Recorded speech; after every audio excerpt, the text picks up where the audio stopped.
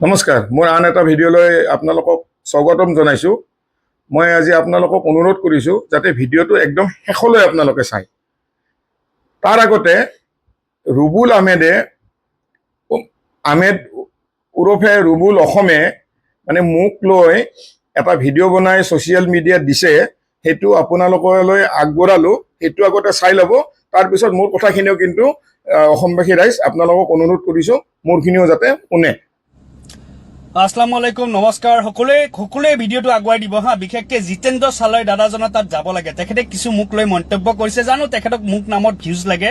বাৰু যি হওক, তেখেতৰ মন্তব্য কৰাখিনি কথাখিনি কোৱা মই ভাবোঁ কি যে দৰকাৰ আছে। সেইকাৰণে আপোনালোকে শুনি লওক তেখেতে কি কৈছে।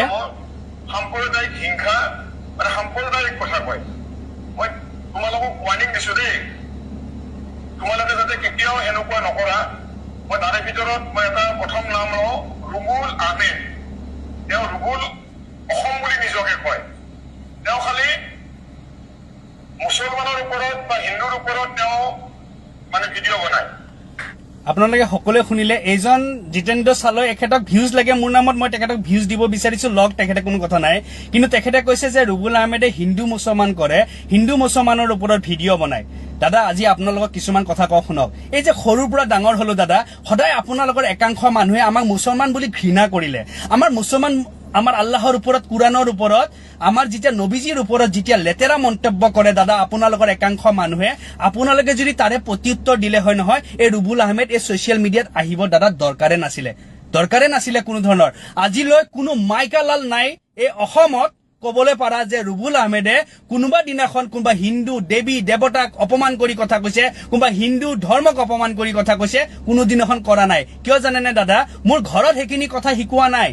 কিন্তু আপোনালোকৰ একাংশ মানুহক হয়তো ঘৰত সেইখিনি সংস্কাৰ নিদিলে, যাৰ বাবে অনবৰত তেখেতসকলে মুছলমানৰ গালি পাৰি থাকিব, মুছলমানৰ জাতক লৈ গালি পাৰিব, কুৰাণক লৈ গালি পাৰিব, নবীজীক লৈ গালি পাৰিব, আল্লাহক লৈ গালি পাৰিব। আৰে দাদা, আমি মানুহ হয়তো ৰাতিপুৱাৰ পৰা শুই উঠাৰ পৰা ৰাতি শুৱালৈ যদি অনবৰত আমাক যদি কোনোবাই গালি পাৰি থাকে, আমি কি সেয়া সহ্য কৰিবলৈ পাৰিম নেকি?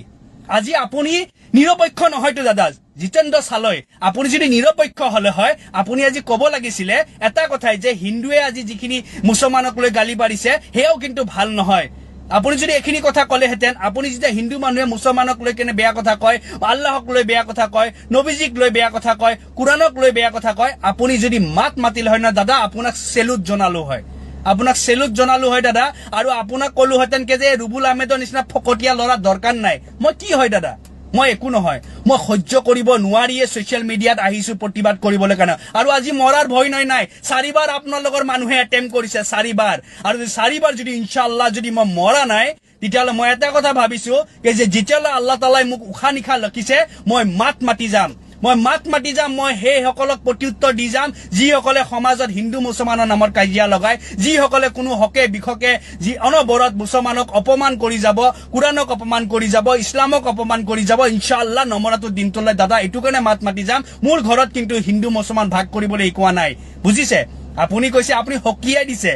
আৰে আপুনি যদি সকীয়াই দিবলগীয়া আছে আপোনালোকৰ মানুহক সকীয়াই দিয়ক। যোনদিনাখন আপোনালোকৰ মানুহে মুছলমানক গালি পাৰা বাদ দিব, যোনদিনাখন আপোনালোকৰ মানুহে আমাৰ নবীজীক অপমান কৰা বাদ দিব, যোনদিনাখন আপোনালোকৰ মানুহে আমাৰ আল্লাহক লৈ কিনে অপমান কৰা বাদ দিব, এই ৰুবুল আহমেদে কথা দিছো এই জীৱনত আপোনালোকে মোক ছ'চিয়েল মিডিয়াত দেখা নাপায়। কিন্তু যেতিয়ালৈ মোৰ আল্লাহক কোনোবা অপমান কৰিব, মোৰ সমাজক হিন্দু মুছলমান কাজিয়া লগাবলৈ চেষ্টা কৰিব, মোৰ নবীজীক কোনোবা অপমান কৰিব, মোৰ মানুহক, মোৰ ইছলামক বা মোৰ সমাজক, মোৰ জাতক লৈ কিনে যেতিয়া গালি পাৰিব, মই নমৰাটো দিনটোলৈ ইনশাআল্লাহ মই মাত মাতি যাম দাদা, মাত মাতি যাম। কাৰণ আমাৰ ঘৰত এটা কথা শিকাইছে, ভগৱান ঈশ্বৰ আল্লাহ সকলো এক, সকলোকে সন্মান কৰিবা। আৰু যাৰ বাবে আজিলৈ মই কোনো দেৱী দেৱতাক অপমান কৰি দিব পৰা নাই বা আজিলৈ কৰা নাই, আৰু সেয়া কোনো মাইকালাল দেখাই দিব নোৱাৰে। আজি মই প্ৰত্যুত্তৰ দিওঁ সেইটো। এতিয়া হৈছে কি, ৰুবুল দাসে যিখিনি কথা ক'লে, মই কালি এটা ভিডিঅ' দিছিলোঁ যে ৰুবুল দাসে সাম্প্ৰদায়িক বিষবাষ্প বিয়পায়। মই কওঁ মই একো ভুল কথা কোৱা নাই। আৰু তেওঁ এটা ভাল কথা কৈছে, মই মানো যে যিখিনি হিন্দু মানুহে মুছলমান মানুহক বা আল্লাহক মানে তুচ্ছ তাচ্ছল্য কৰে, মই সেইটো ধিক্কাৰ দিছোঁ, তেওঁলোকক মই গৰিহণা দিছোঁ। কোনো ধৰ্মই কোনো ধৰ্মক অপমান কৰিব নাপায়। আৰু মোৰ মতেদি মোৰ নিজৰ ৰুবুল আহমেদ তুমি যদি মোৰ ভিডিঅ'টো পোৱা, তুমি চাই লোৱা, মোৰ কথা তুমি জানি লোৱা। মই সৰুৰ পৰা মুছলমানৰ লগত একেলগে এখন কাঁহীত ভাত খাই ডাঙৰ হোৱা। মই মন্দিৰতো যাওঁ, মছজিদতো যাওঁ, গীৰ্জাঘৰতো যাওঁ। আৰু মোৰো মা দেউতাই শিকাইছে যে ভগৱান ওপৰত এজনেই। আমি নিজে ঘৃণাৰ ভাৱ আমি বিয়পাই দিছো।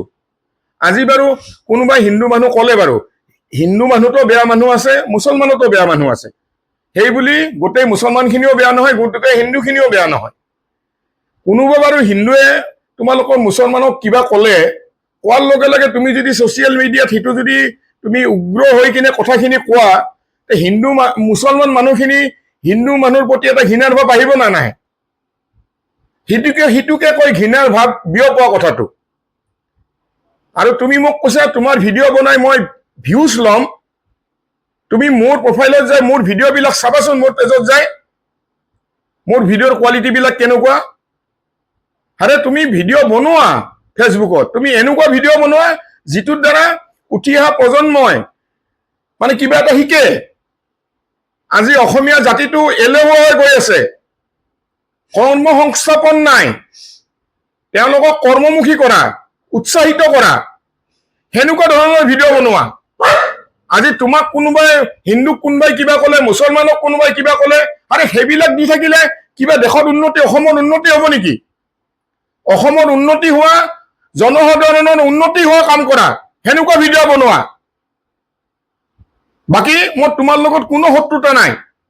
মই বাৰে বাৰে কৈছো, কালি তোমাৰ যিটো মই কৈছো সাম্প্ৰদায়িক বিষয়বস্তু বিয়পোৱা কথা একদম 100% ৰাইট কৈছো। আজিও কৈছো তুমি বিয়পোৱা,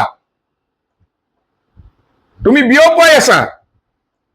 তুমি ভাল ভিডিঅ' বনোৱা, ভাল কাম কৰা, সমাজৰ হকে কাম কৰা, যিটো কৰিলে সমাজখন, আমাৰ অসমীয়া জাতিটো অলপ উচ্চ স্তৰলৈ যায়। এতিয়া আমাৰ অসমীয়া জাতিটো একেবাৰে কাম নোহোৱা জাতি মানে ৰূপান্তৰিত হৈ গৈছে। আৰু তুমি ধৰ্মক লৈ লাগি আছা। আৰে কোনোবাই কওক না, কোনোবাই বেয়া হ'ল বুলি তুমি সেইটো সামাজিক মাধ্যমত কিয় ক'ব লাগে? মই বেয়া কথা, মই কৈছো যে হিন্দু মানুহখিনিকো কৈছো, যাতে কোনোৱে যাতে মুছলমান সম্প্ৰদায় হওক বা খ্ৰীষ্টান সম্প্ৰদায় হওক, যাকেই হওক, সকলোৰে ধৰ্ম সন্মান কৰিবতো সকলোৱে শিকক।